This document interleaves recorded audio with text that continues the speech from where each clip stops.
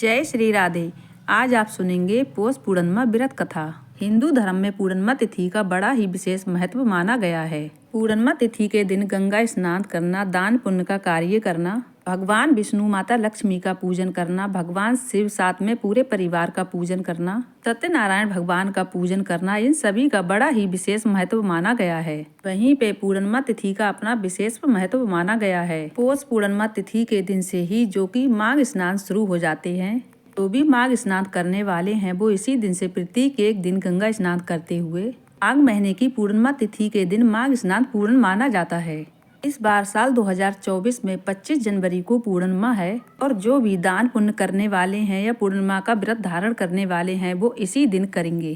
तो आइए सुनते हैं पौष पूर्णिमा के दिन सुनने वाली 32 पूर्णिमा व्रत कथा। बोलिए प्रेम से भगवान विष्णु की जय, माता लक्ष्मी की जय, भगवान भोलेनाथ की जय, माता पार्वती की जय, भगवान श्री कृष्ण की जय, राधे रानी की जय। एक समय की बात है, एक बार मैया यशोदा ने भगवान श्री कृष्ण से पूछा, हे कृष्ण, तुम पूरे संसार के उत्पन्न करता, पोषक तथा उसके संहार करता, आज कोई ऐसा व्रत मुझसे कहो जिसको करने से मृत्यु लोक में स्त्रियों को विधवा होने का भय ना रहे तथा ये व्रत सभी मनुष्यों की मनोकामना पूर्ण करने वाला हो।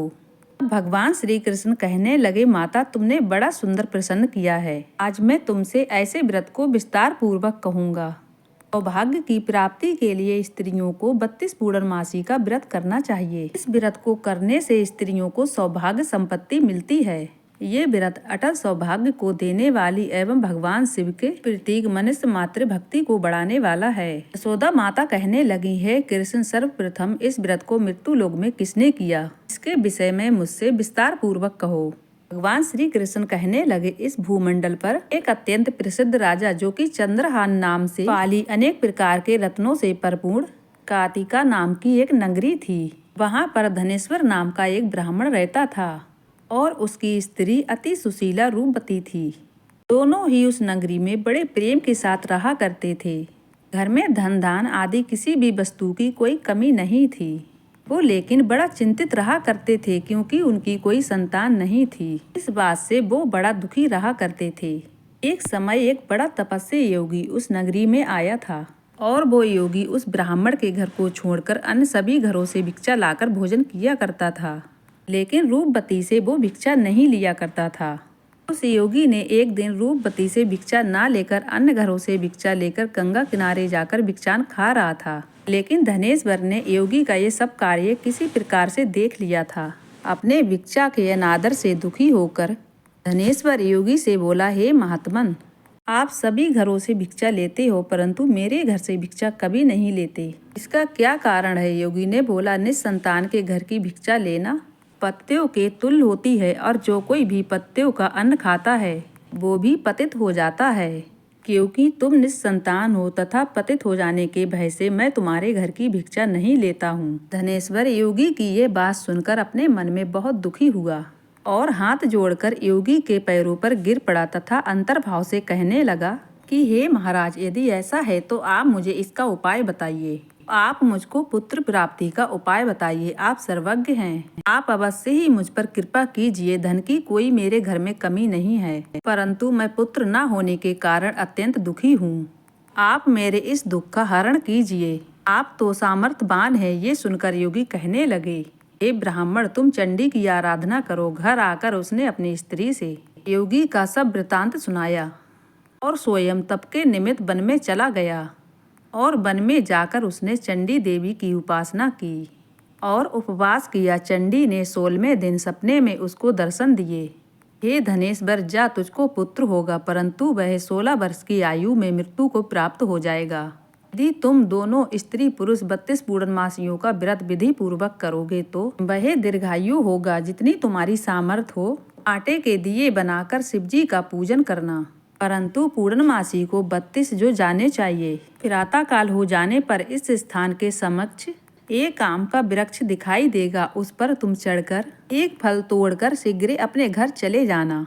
अपनी स्त्री से सब वृतांत कहना। ऋतु स्नान के पश्चात वो स्वच्छ होकर भगवान शंकर का ध्यान करके उस फल को वो खा ले, तब भगवान शंकर की कृपा से उसको गर्भ हो जाएगा। जब वो ब्राह्मण प्रातः काल उठा तब उसने अपने स्थान के पास एक वृक्ष देखा जिसपे एक अत्यंत सुंदर आम का फल लगा हुआ था। उस ब्राह्मण ने उस आम के वृक्ष पे चढ़ने का प्रयास किया, किंतु बार बार प्रयास करने पर भी वो नहीं चढ़ पाया। तब तो उस ब्राह्मण को बहुत चिंता होने लगी और विघ्नहर्ता भगवान गणेश की प्रार्थना करने लगा। हे दयानिधे, अपने भक्तों के विघ्नों का नाश करने वाले, उनके मंगल कार्यों को पूर्ण करने वाले हो, दुष्टों का नाश करने वालों हो, रिद्धि सिद्धि देने वाले हो, आप मुझ पर कृपा करके इतना बल दें कि मैं अपने मनोरथ को पूर्ण कर सकूं। इस प्रकार गणेश जी की प्रार्थना करने पर धनेश वृक्ष पर चढ़ गया और उसने एक अति सुंदर आम का फल देखा और उसने मनी मन में विचार किया कि जो वरदान से फल मिला है वह ये है।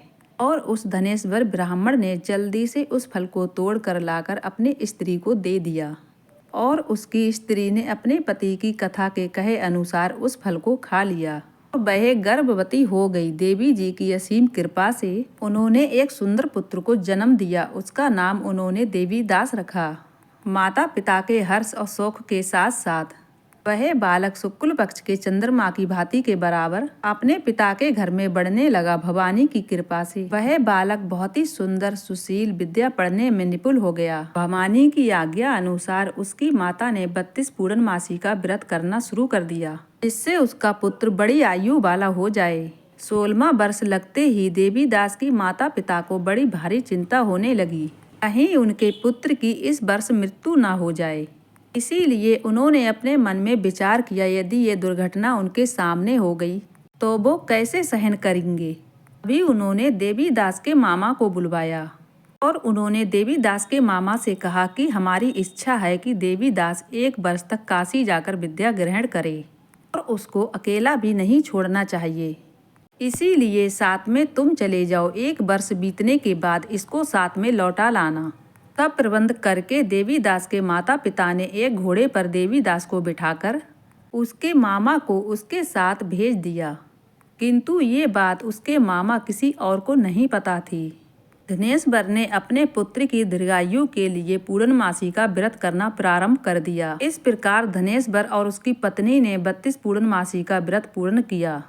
कुछ समय के बाद वह दोनों मामा भांजा मार्ग में रात्रि बिताने के लिए किसी ग्राम में ठहरे हुए थे। उस दिन उस नगर में एक ब्राह्मण की अत्यंत सुशील सुंदर कन्या का विवाह होने वाला था। इस धर्मशाला के अंदर वह और उसकी बारात ठहरी हुई थी। उसी धर्मशाला में देवीदास और उसके मामा भी ठहरे हुए थे। योग बस कन्या को तेल आदि चढ़ाकर मंडप आदि का कृत्य किया गया था। तो लगन के समय वर को धनुवार्त हो गया। वर के पिता ने अपने कुटुंबियों से परामर्श करके निश्चय किया, वह देवीदास मेरे पुत्र जैसा ही सुंदर है, क्यों ना मैं इसके साथ लगन करा दूं। बाद में विवाह के अन्य कार्य मेरे पुत्र के साथ हो जाएंगे। वर का पिता ये सोचकर देवीदास के मामा से जाकर बोला, क्यों ना तुम थोड़ी देर के लिए अपना भांजे हमें दे दो, जिससे विवाह के लगन का सब कार्य सुचारू रूप से हो सके। तब उसका मामा कहने लगा कि जो कुछ भी मधुपार्य कन्यादान के समय वर को मिले वो सब हमें दे दिया जाए, तब मेरा भांजा इस बारात का दूल्हा बन जाएगा। यह बात वर के पिता ने स्वीकार कर ली। उसने अपना भांजा दूल्हा बनने के लिए भेज दिया और उसके साथ विवाह कार्य रात्रि में संपन्न हो गया। पत्नी के साथ वह भोजन न कर सका और अपने मन में सोचने लगा, न जाने ये कैसी स्त्री होगी। वह एकांत में ये सोचकर अब उसकी आंखों में आंसू भी आ गए। अब वधू पूछने लगी, क्या बात है, आप इतने उदास और दुखी क्यों हो रहे हैं। अब देवीदास ने सब बातें जो वर के पिता और उसके मामा के बीच हुई थी वो वधू को सब बतला दी। अब कन्या कहने लगी, ये ब्रह्म विवाह के विपरीत कैसे हो सकता है। देव ब्राह्मण अग्नि के सामने मैंने आपको ही अपना पति बनाया है, इसीलिए आप ही मेरे पति हैं। मैं आपकी ही पत्नी रहूंगी, किसी अन्य की कदापि नहीं। देवीदास कहने लगा, ऐसा कदापि मत करिए, क्योंकि मेरी आयु बहुत कम है। मेरे ना होने के बाद आपकी क्या गति होगी। ये सभी बातों को अच्छी तरह विचार लो। परंतु वह वधू दृढ़ विचार वाली थी। कहने लगी, जो आपकी गति होगी वह मेरी गति होगी। हे स्वामी, आप उठिए और भोजन करिए। आप निश्चय ही भूखे होंगे। इसके बाद देवीदास और उसकी पत्नी दोनों ने ही भोजन किया। वे दोनों रात्रि सोते रहे। प्रातः काल उठकर देवीदास ने 3 नगों से जड़ी हुई अपनी पत्नी को अंगूठी दी, एक रूमाल दिया और बोला, हे प्रिय, इसे ले लो और संकेत समझकर त्रिचित्त हो जाओ।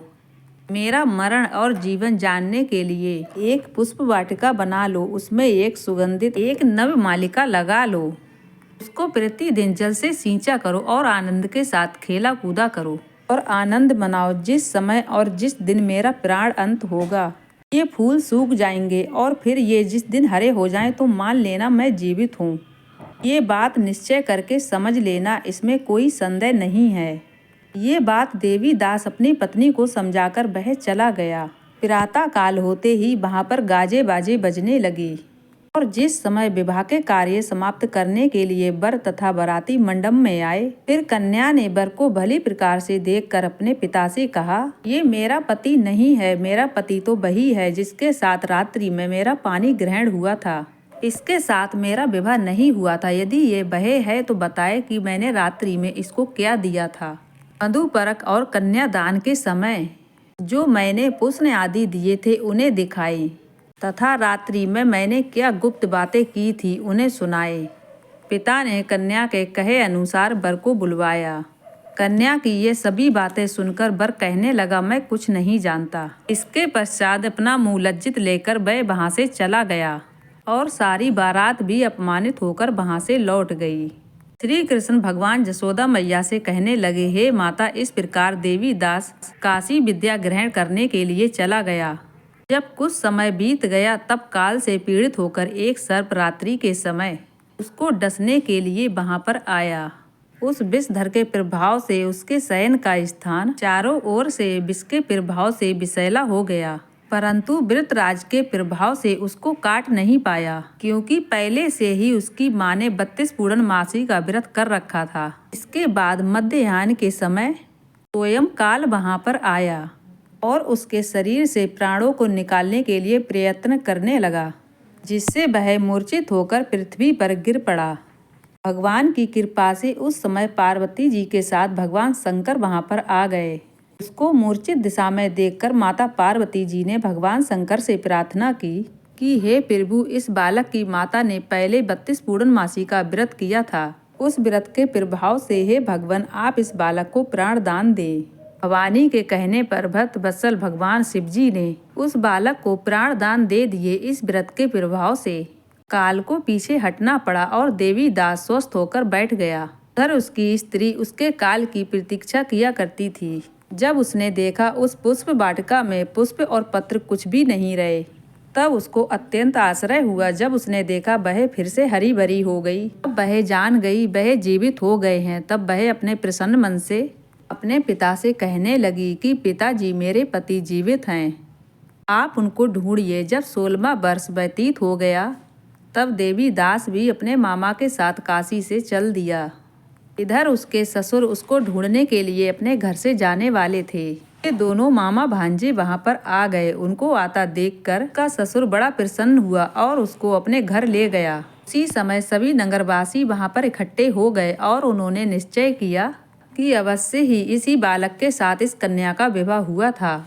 उस बालक को जब उस कन्या ने देखा तब कहा, ये तो वही है कि संकेत करके गए। तब उसके उपरांत सभी कहने लगे कि अच्छा हुआ यह वापस आ गया। तभी सभी नगरवासियों ने आनंद मनाया। कुछ ही समय के बाद देवीदास अपनी पत्नी और अपने मामा के साथ अपने ससुर के घर से बहुत सा उपहार आदि लेकर अपने घर के लिए प्रस्थान किया।